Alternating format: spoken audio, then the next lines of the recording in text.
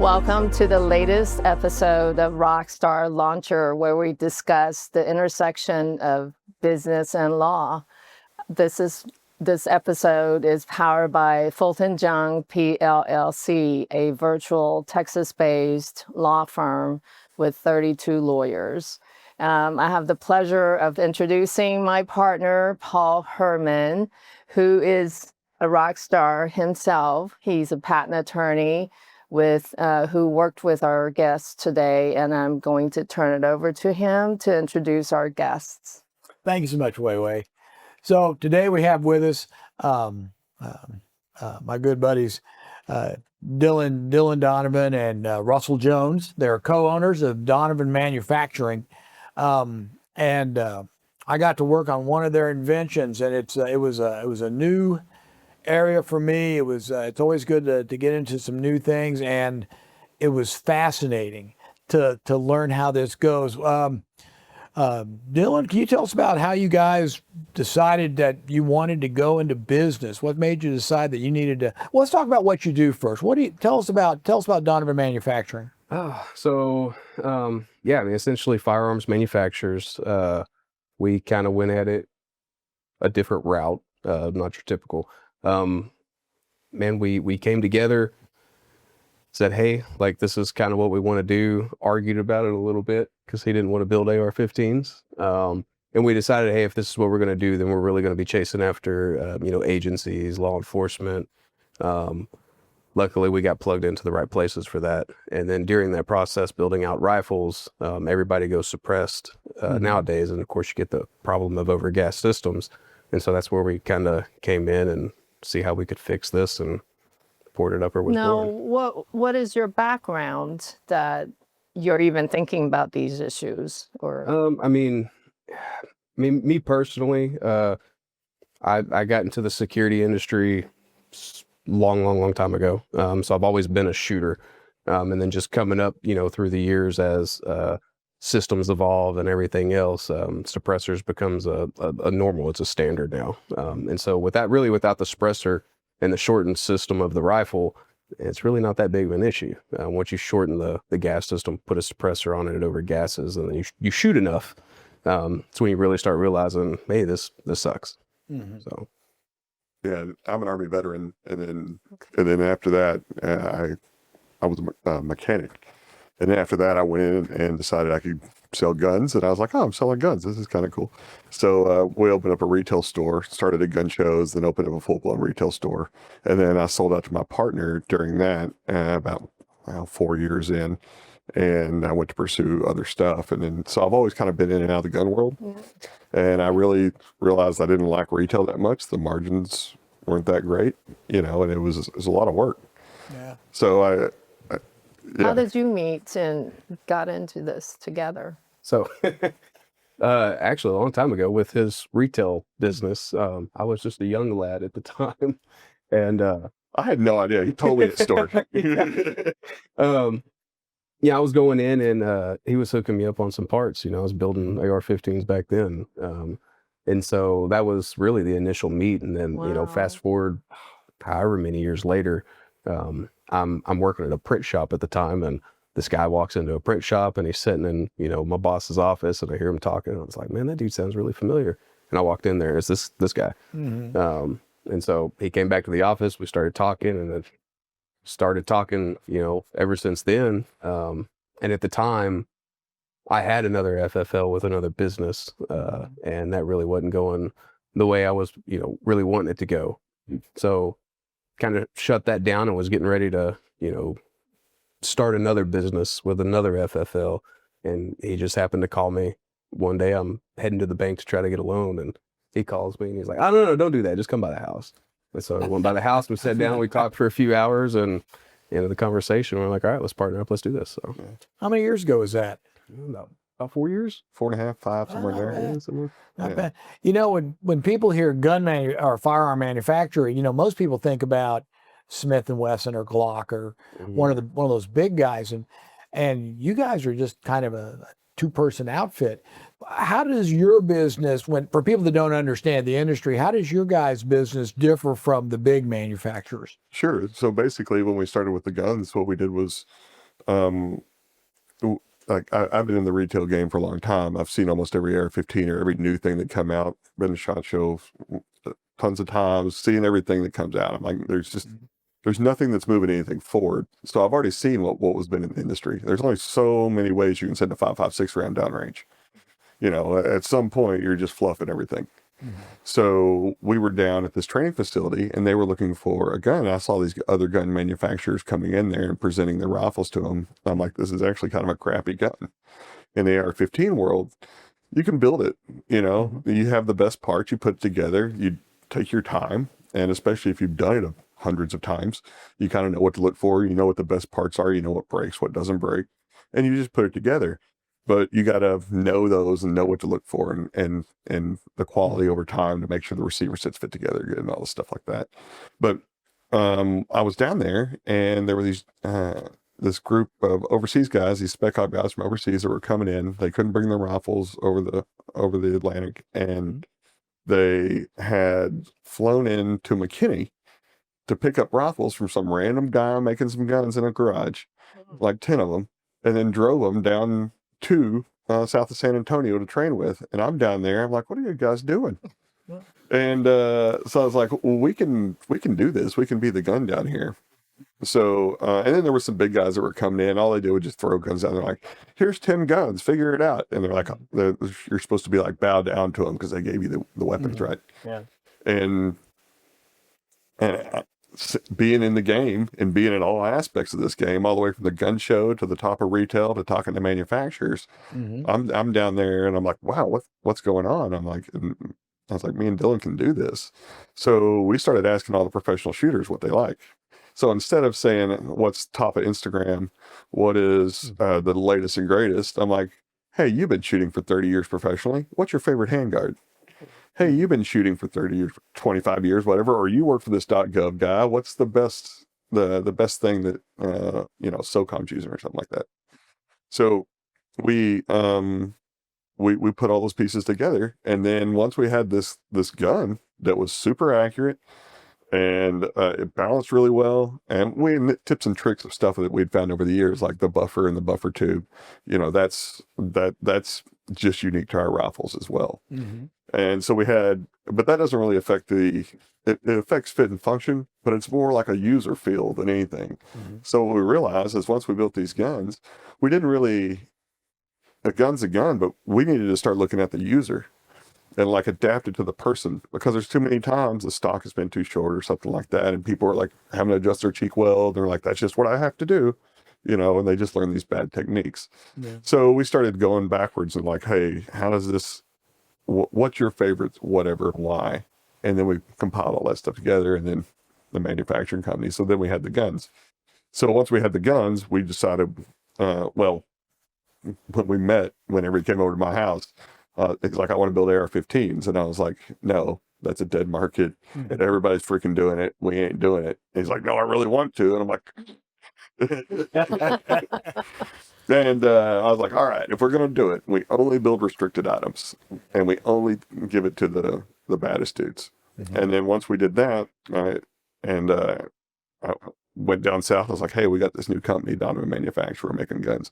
And his last name just rolls off the tongue too. So it's like, they're like, oh, Donovan. And they're like, who's that? And I'm like, well, it's just us.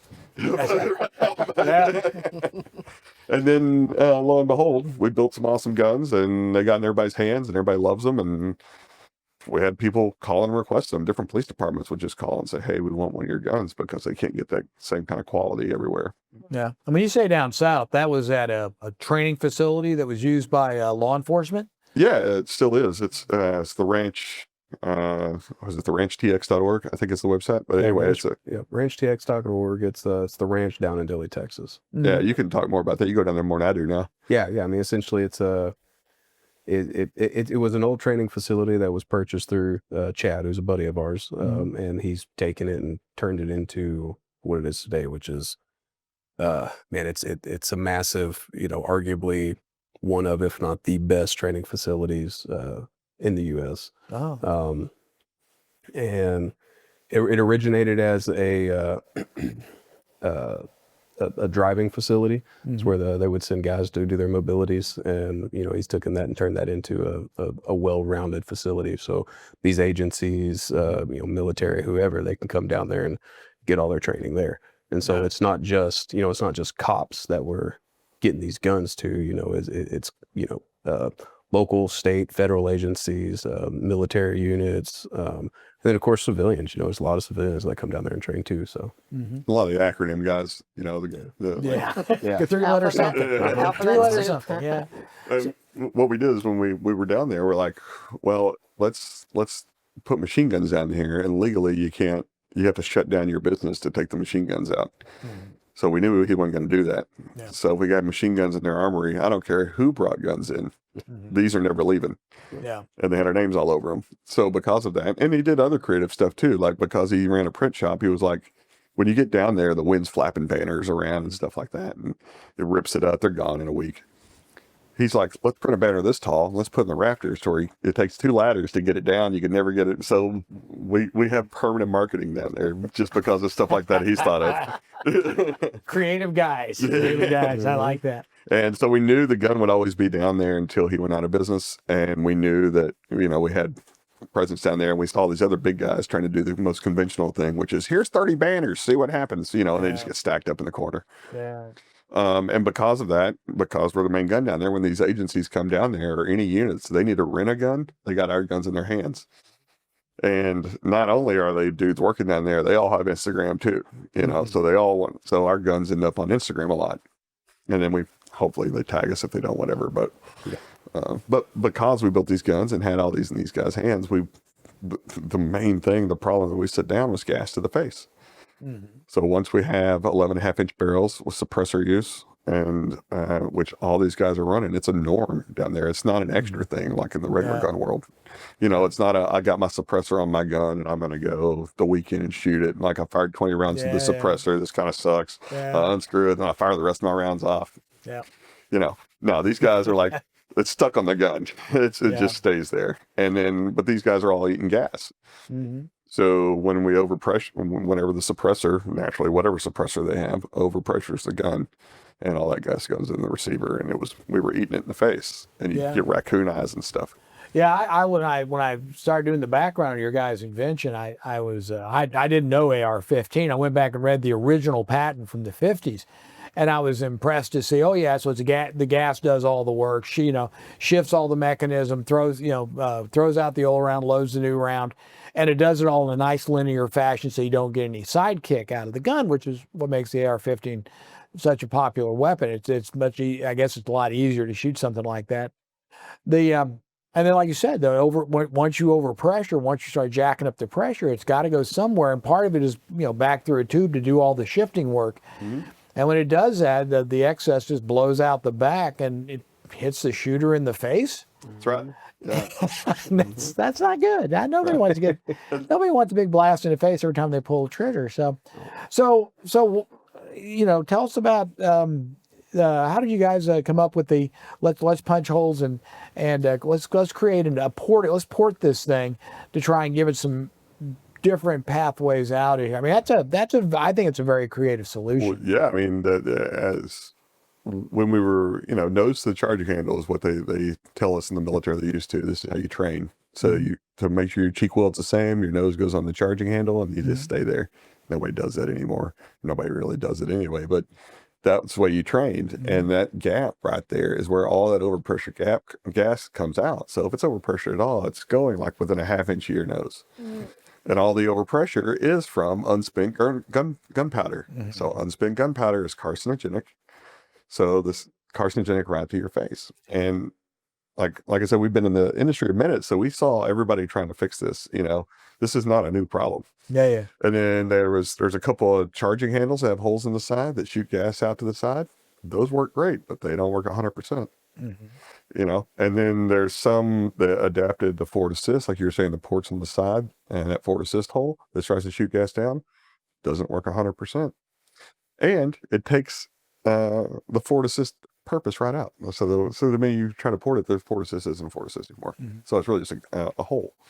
So we went to our engineer and we were like, hey man, what do you think? Like, this is our issue. And we were sitting there looking at supper. And he's like, what if we just fucking drilled some holes in it? I was like, what if we fucking just drilled some holes in it? And then he spent the next 2 weeks figuring out the best. And then we spent, I don't know, 2.5 years of testing down there at the range or at the ranch. We'd get the holes in a certain spot. We go down there. They, wouldn't work as good, you know, or so 2 years of trial. I mean, hundreds of thousands of rounds. Yeah. Yeah. And how did you guys start out marketing this thing? I mean, did you just walk into somebody and say, "Hey, look what I have"? And I mean, essentially, so the original marketing on that, I guess, was just on the rifles itself. So you can only get it if you bought one of our rifles. And then as we're doing that, we had more and more people asking, like, "Hey, can we just buy the receiver?" I was like, "Well, I mean, we'll see why not."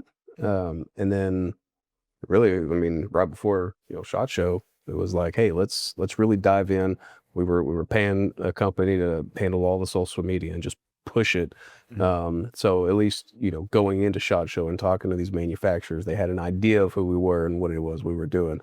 Whether they thought it was, a good idea or not, generally by the end of the conversation, they're just like, "Oh, okay." Yeah. Yeah. And that's the other thing. Whenever I was at SHOT, I wasn't, I was trying to talk to these other manufacturers. When I say we were at SHOT, he was doing the same thing.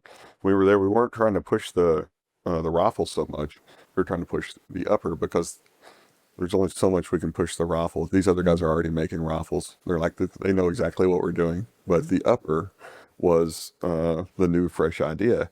But whenever I was talking to him, I was like, look, it's not just this upper receiver that I'm trying to get you to sell. I'm trying to show you that you can also partner and move your guns and your industry down to this training facility that we already have locked in. So not only are we selling this patent pending product, we are also selling us. You're getting this commercial product that is already in all the .gov hands, already in all the police hands, and people are pining for it. I mean, people just want the upper because they can build a gun.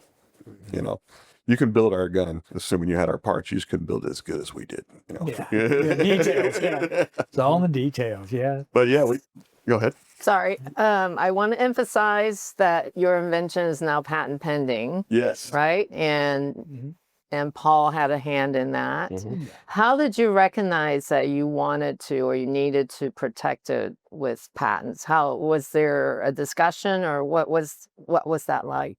Yeah, I mean, really, it was, as more and more people are seeing it, and then talking to people or overhearing people talk or even seeing it on, social media, it's like, oh, we can just take a drill press to this thing. And, and as more people realize, like, hey, this is actually doing something, it was like, well, we might as well, jump on top of it. And it was really him. He was like, hey, we need to get this thing patented. I was like, have no clue about any of that. So if you got a guy, cool. And then that's where Paul came in. So how did you find Paul? A reference from another attorney. Okay. Yeah. Fantastic. Word of mouth is what we live by a lot of times. Yeah, and it was fun because I got to come out and sit down with these guys at their place and let them educate me. Have you had the chance to shoot it yet? I have not got to shoot this gun yet. I didn't want to bring it up, but I haven't had the opportunity I have yet. to say I'm a good shot too. I know. I was thinking you'd be showing off if we did that. Making you feel bad. Yep. I've only shot a blackout, one that's really set up for sniping with real long barrel and a big scope and no anti-recoil and you just go. That's all there is. It's very, very simplistic, and from someone like me, that's great. It doesn't take much skill to use something like that. So, well, even on top of the less annoying gas in the face, once we started looking into it, and you helped us with this, it was like there's a health benefit to this, and the minute you start throwing health into it, I mean, I'm a disabled veteran, so I go to the VA a lot, and I see all these guys, and everybody has at least got 10% for hearing. And that's because the suppressor is in common use.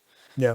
It's not common use because you get gas to the face. You eliminate the gas to the face, maybe you can do a common use on hearing. So now maybe we save the government money in the aggregate just in the disability claims. Yeah. And then the carcinogens too. They just came out with the PACT Act a couple of years ago to cover all the stuff for work-related hazards. Burn pits are a work-related hazard basically, but it worked against like mechanics or work for mechanics and stuff, like people that use like carburetor cleaner and stuff like that in the military. So I know that there's something to this, but of course we won't know until we get further along in the patent process and goes through the. Yeah, we'll see what the examination turns out. We chewed over prior art pretty good, so I'll be interested to see what they can find anything related to it. So. Even afterwards, got excited. We get excited about it, and then we're like, "Nah, it's just not gonna work." It's like, but even when it's not gonna work, I talk to somebody like, "Dude, I haven't seen this either." I'm like, "Okay, well, I know you know what you're talking about, and you haven't seen it." Yeah. And then it's just waves of emotion. You're like, "Wow, I think we might have something here." Yeah. But I also think that these guys are going to take some time to integrate it. And, it's going to be, hey, do you want to do this? Do you want to burst your industry or burst your product into this space?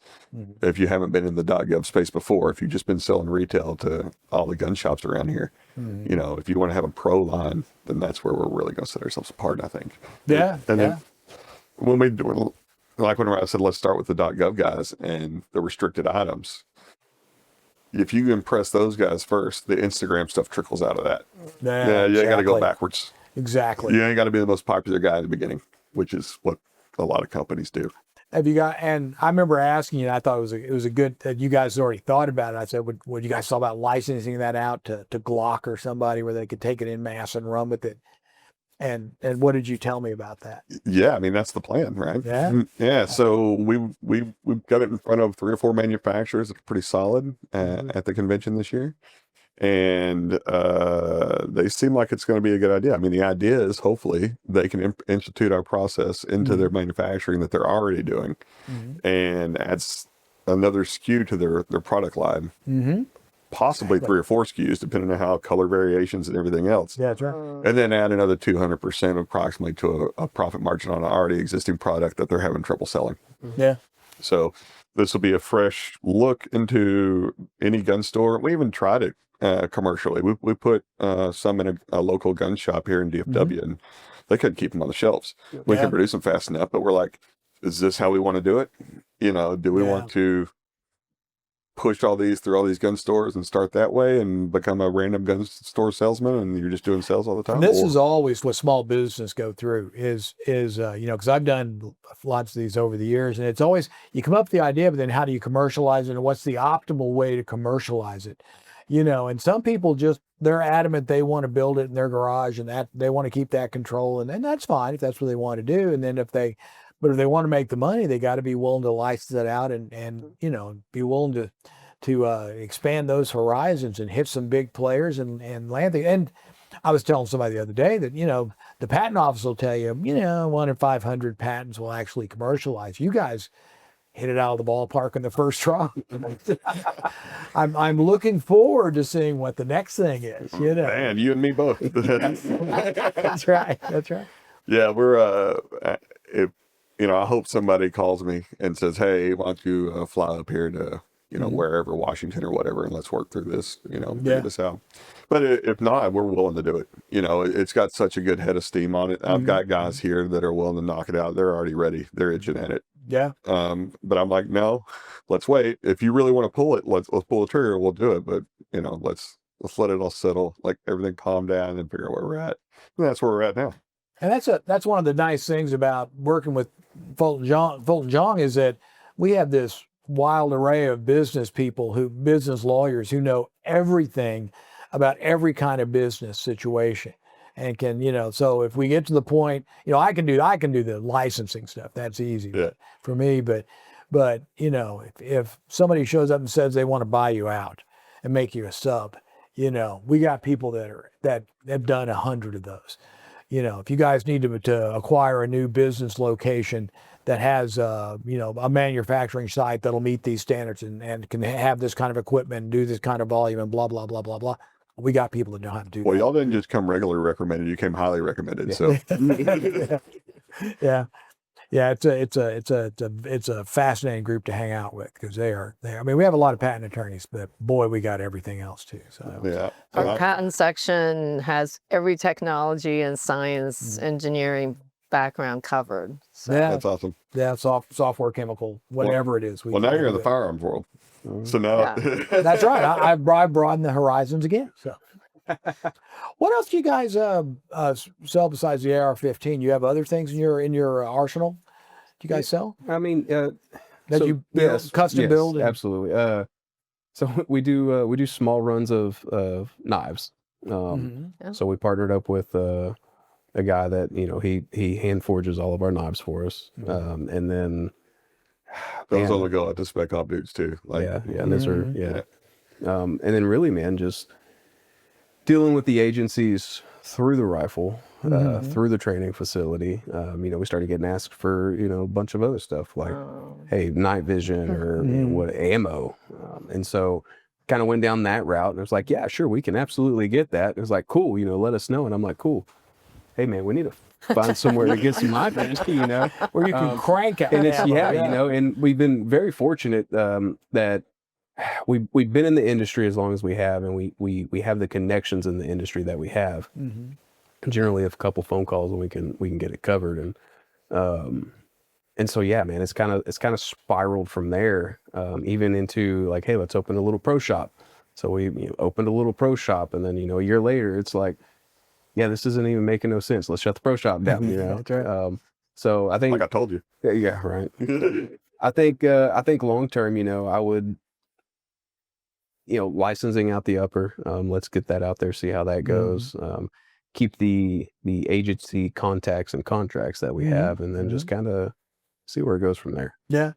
And you guys will do custom work for people that are, if someone calls up and says, hey, I need to get an AR built for me, and this is kind of generically what I need, this size of stock, this size of this, you can. Not individually, but bigger contracts. So we did one for Executive Outdoor Adventures. They were shooting our guns out of helicopters at hogs, and 5.56 just doesn't take the round down. You got to have good proper placement, and most of these guys, it's the first time they've ever been in a helicopter, much less firing a gun. Yeah. And so they'll shoot the hog 5 times and it wouldn't die. Yeah. So he was like, he's exploring all these different ammos, and we're like, look, you're a bulk situation here. You need to be doing bulk ammo. So we talked him into 7.62 by 39, and then we made a rifle for it. We went through like 5 firing pins.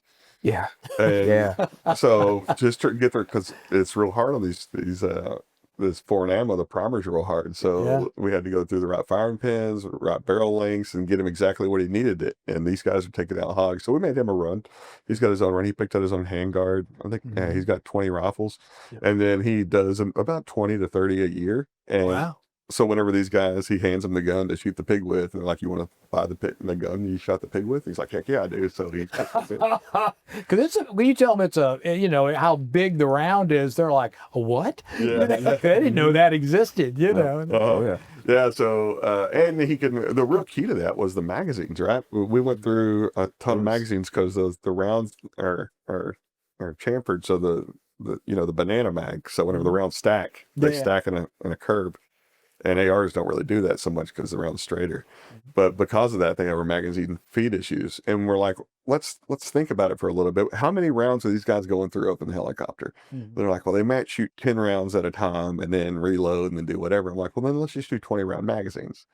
We had 20 round magazines, the whole problem, everything was fixed. Everybody needed the biggest capacities. I'm like, you don't need it. Yeah. So that's kind of how we did the rifle in the upper. We're like, let's make it down to the basics. Like, all right, everybody knows how to build an AR-15. Yeah. How do we make the shooter more comfortable? Yeah. And then in turn, what that did was hopefully made them healthier in the long run and not eating any carcinogens. Yeah, this is why I like talking to people who really know what they're doing, because you really get down to the stuff, to the really detailed stuff, and how much of a challenge it is that every time they say I want this, but then it turns into 5 other things you've got to address to get it where you want to get it to. Oh, it's so No, we just have a few minutes. I mean, actually less than a minute. Any last word for entrepreneurs out there? Any recommendation or advice you can give them? And we'll wrap that up. Yeah. When you get to the point of saying I'm done, just don't stop. Yeah, Keep going. Attrition. Yeah, just keep going, and then keep going, and even past the nose, you got to keep going. Even past the I don't want to do this, and take any path. Like if you're bored, drive through town, something will pop up and something will integrate. And then you just get more and more knowledge and more awareness and more connections. And then that helps you when you do find that one thing.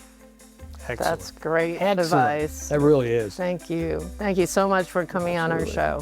Thank you. Really appreciate your time. Absolutely.